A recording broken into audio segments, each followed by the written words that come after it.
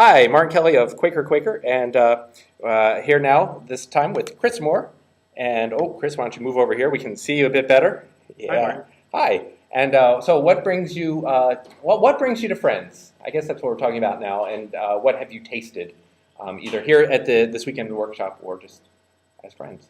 Sure. Well, I keep getting a connection to the ineffable, the thing beyond words that makes us connected to one another. And I felt that the first time I came to a Friends meeting and discovered people sitting in silence was a really profound and deep experience for me. And we reproduced that this weekend. Right. And so I guess, I mean, there are periods, I guess, where it's dry, where you don't feel that in other, in your regular meeting, not just your meeting, but in meetings sometimes. I mean, how does that work?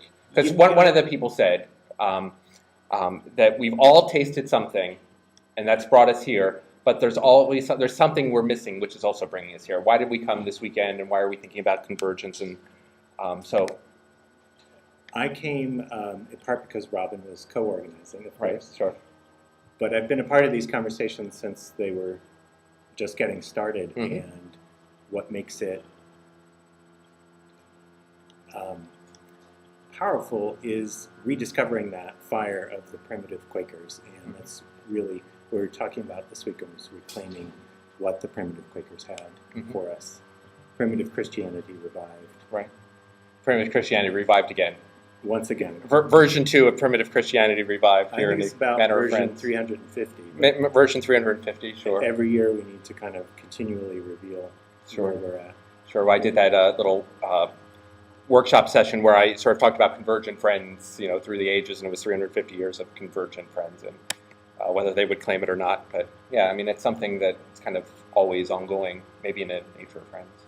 I think so. Continuing revelation means each generation has to rediscover it for themselves. And we did a lot of uncovering and discovering this weekend.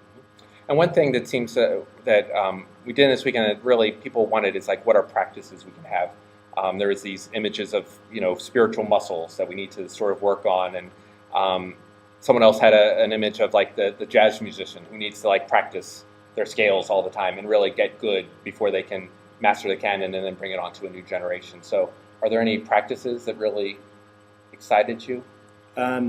Well, one of the things that kept coming up for me was taking opportunities to worship together. And when friends gather, wherever 2 or 3 are gathered, you can worship together. You don't just have to plan, strategize, or organize. You can also sink down into the seed and see what comes up.